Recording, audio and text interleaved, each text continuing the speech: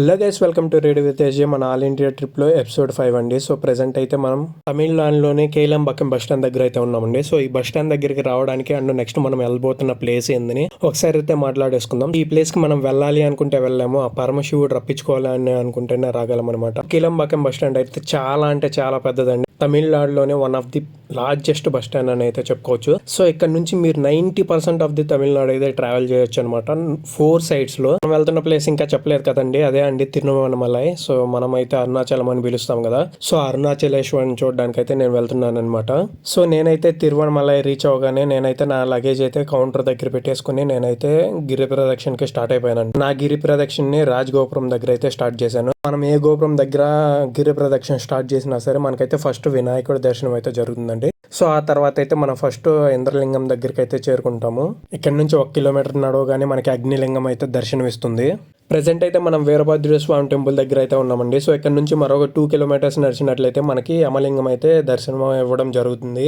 ఈ గిరి ప్రదక్షిణ మొత్తం అయితే 14 kilometers అయితే ఉండబోతుందండి. సో నేను చాలా అంటే చాలా విషయాల గురించి అయితే మాట్లాడాను, అస్సలు మిస్ అవ్వద్దు. మరొక 2 kilometers నడిచినట్లయితే మనకి నైరుతి లింగం అయితే దర్శనం ఇవ్వడం అయితే జరుగుతుంది.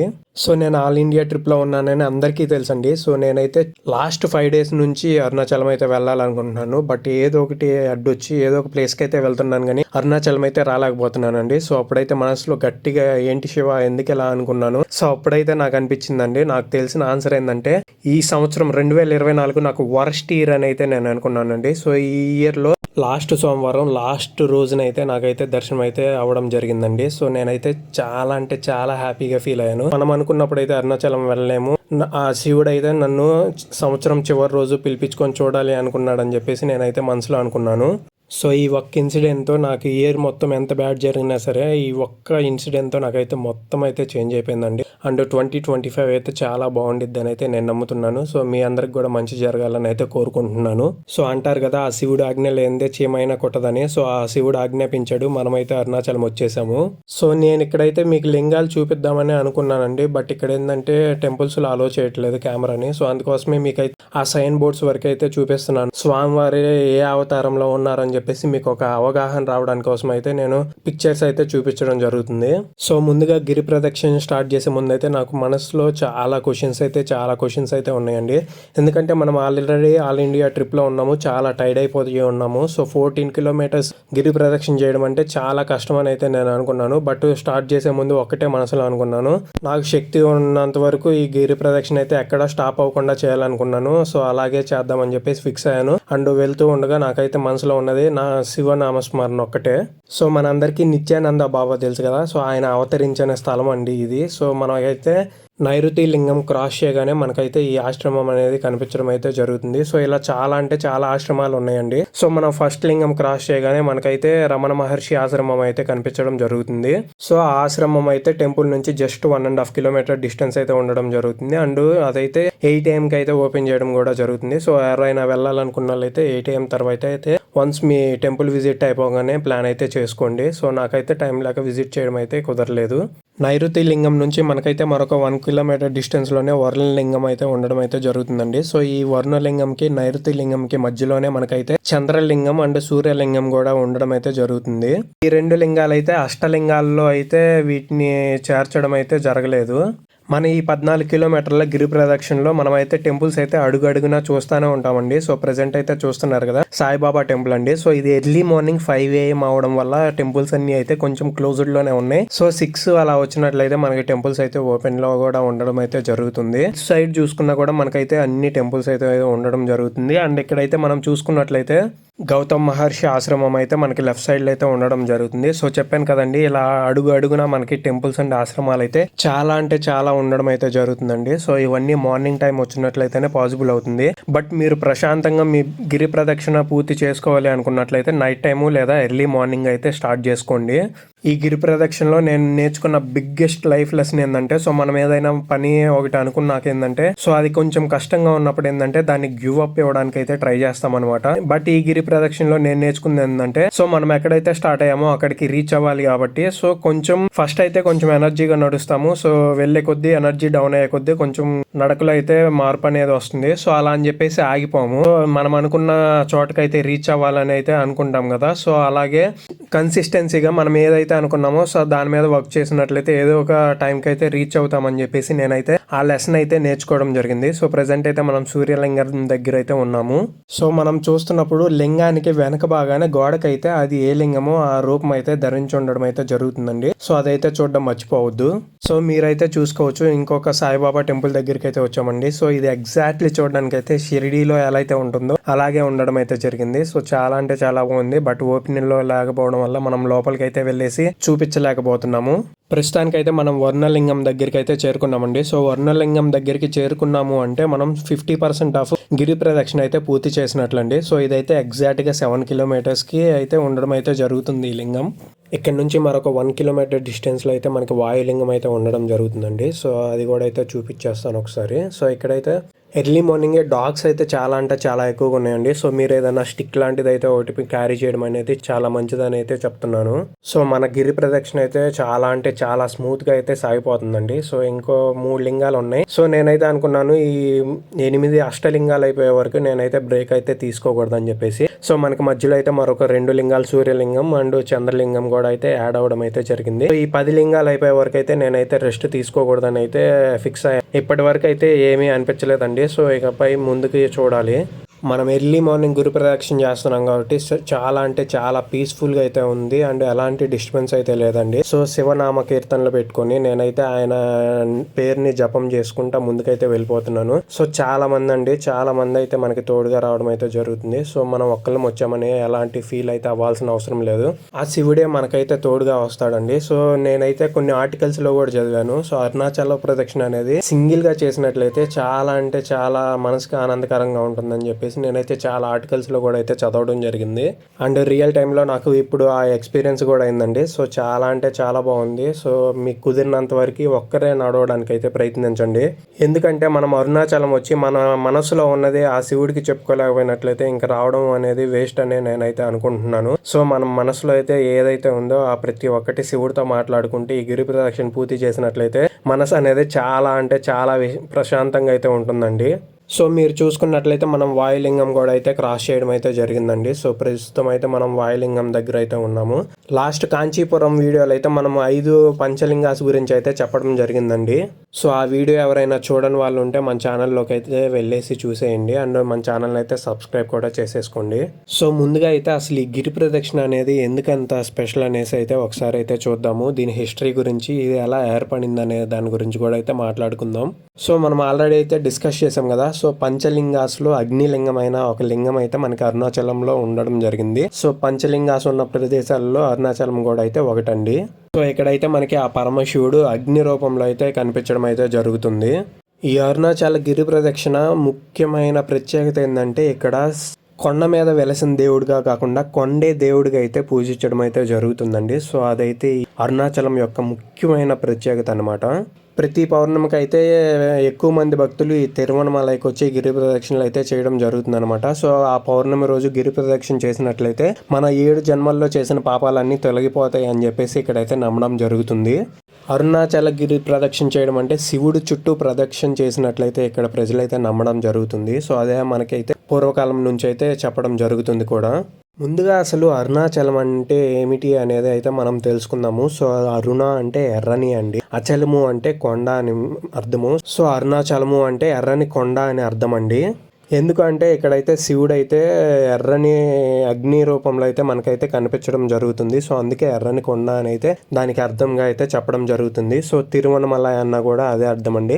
తిరు అంటే శ్రీ అని అండ్ అన్నామలై అంటే పెద్ద కొండ అని అండి. సో ఇది కూడా అదే విధంగా అయితే చెప్పడం జరుగుతుంది. అండ్ ఈ తిరువణమలైలో మరొక స్పెషాలిటీ ఏంటంటే పగలైనా రే అయినా సంధ్య అయినా ఎండ అయినా వాన అయినా సరే ఎవరో ఒకరైతే గిరి ప్రదక్షిణ అయితే చేస్తూనే ఉంటారంట. సో ఇది చాలా అంటే చాలా స్పెషల్ గా అనిపించిందండి. ఎందుకంటే మనకైతే టెంపుల్స్ ఏదో ఒక రోజు అయితే ఆఫ్లో ఉండడం జరుగుతుంది. బట్ ఇక్కడైతే ప్రతిరోజు ఎవరో ఒకరైతే గిరి ప్రదక్షిణ అయితే చేస్తూ ఉండడం అయితే జరుగుతుంది.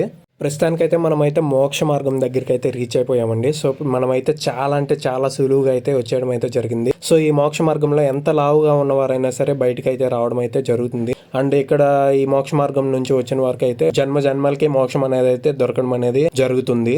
ఇదైతే అస్సలు మిస్ అవద్దండి, చాలా అంటే చాలా బాగుండిద్ది. అండ్ మనకి ఇదైతే రైట్ సైడ్ లో ఉండడం జరుగుతుంది.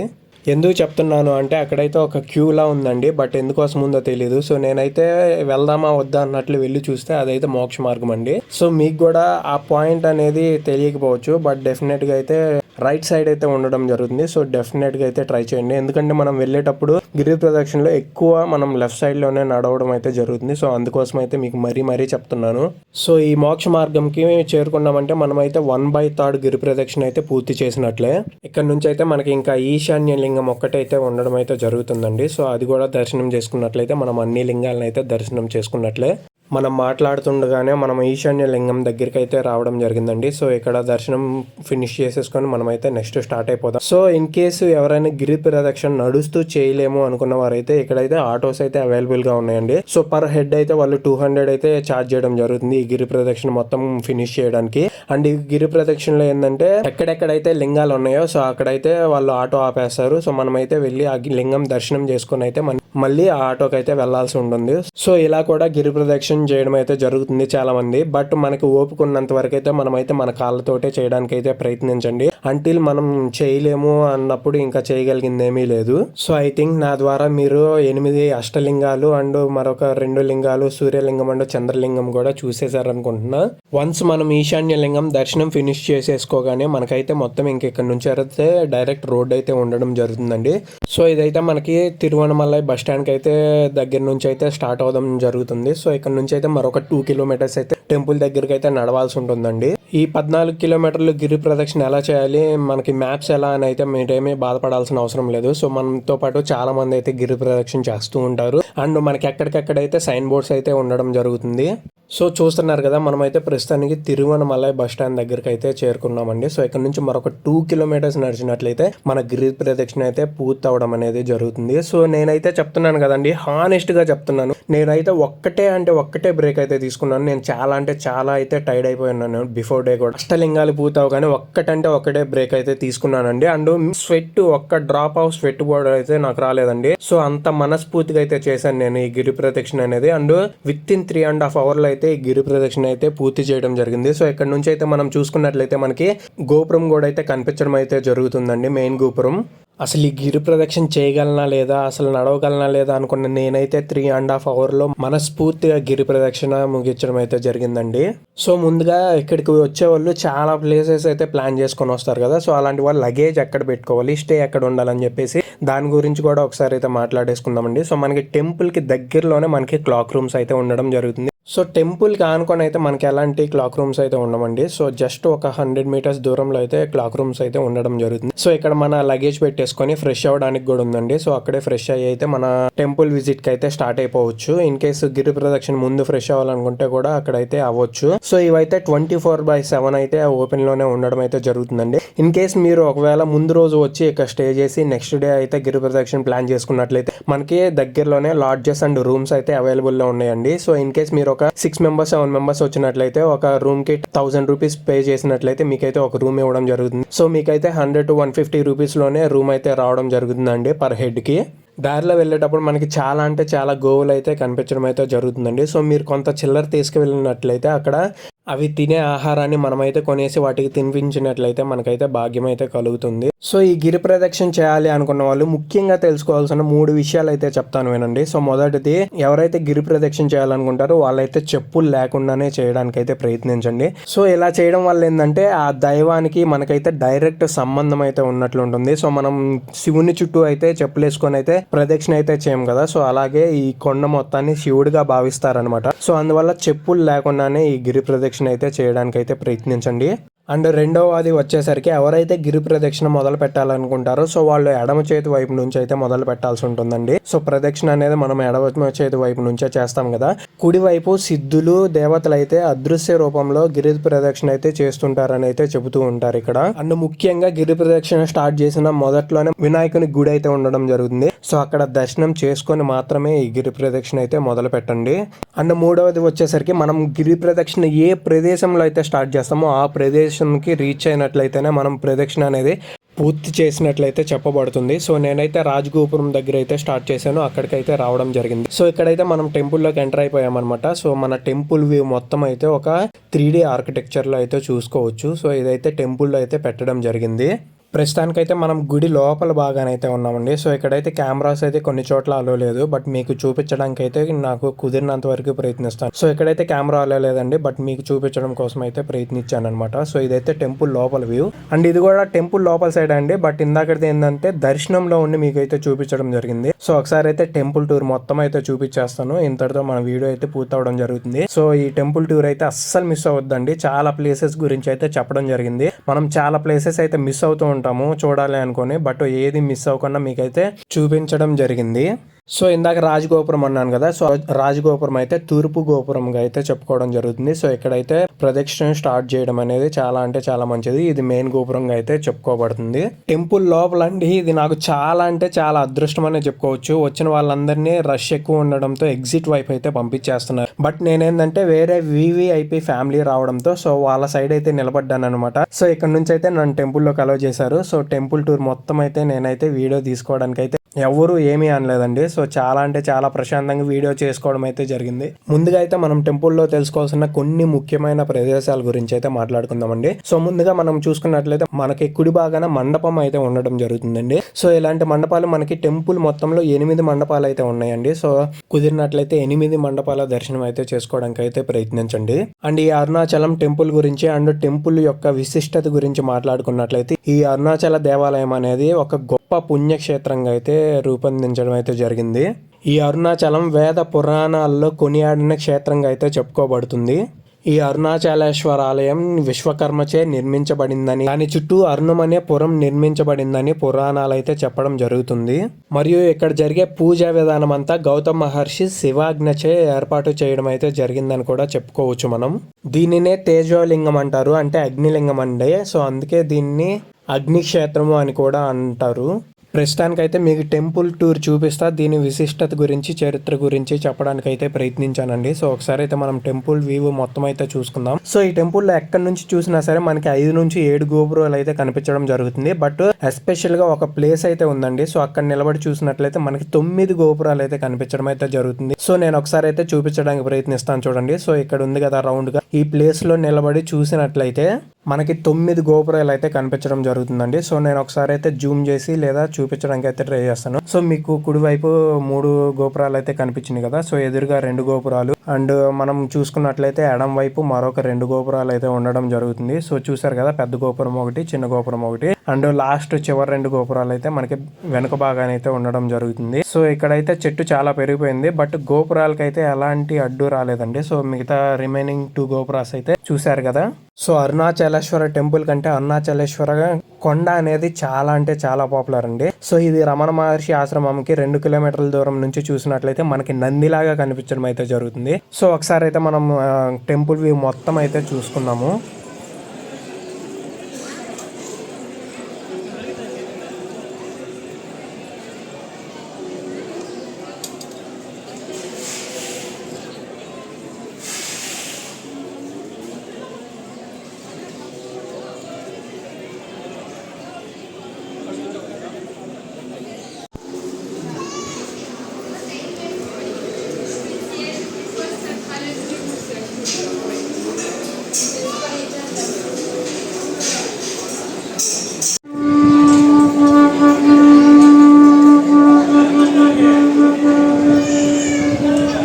నాకైతే చాలా అంటే చాలా ఆనందంగా ఉందండి. ఎందుకంటే నేను వచ్చిన టైం అదృష్టమో నా అదృష్టం అయితే తెలియదు. సో ప్రతి ఒక్కటి దగ్గరుండి అయితే వివిఐపి లెవెల్లో అయితే చూడడం అయితే జరిగిందండి. సో టెంపుల్ వ్యూ మొత్తం చూస్తున్నారు కదా. రాజగోపురం ఉన్న గోపురాల కంటే చాలా అంటే చాలా పెద్దది. ఇది 192 అడుగుల ఎత్తు అయితే ఉండడం జరుగుతుంది.